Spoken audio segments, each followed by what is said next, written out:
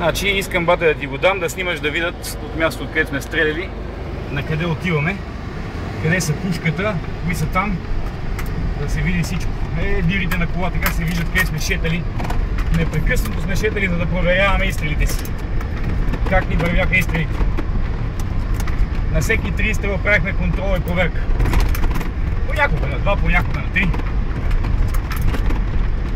Ви доволен ли си от моите стрелба? Аз още вчера ти изказах моите благодарности и все пак за човек, който за втори път стреля с това оръжие, което е чисто снайперово оръжие, с човек не е запознат с него, просто постиженията за мен са перфектни. Ако някой може да направи нещо повече, нека да покаже. Ще бъде интересно. Знаеш много добре, че съм стрелял преди и съм стрелял професионално. Да.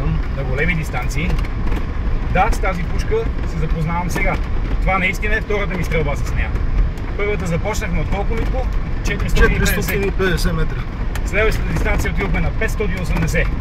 Аз мисля следващата да бъде направо 800, 1200 и да приключим с всички момчета във форума. Намали тук. Намали. Намалям. Намали. Ето ги тука. Ето го и председателя. Ето и пушката. Ето ги хората, които стоят тук. И ни чакат. Айде, стига толкова мите. Гаси го.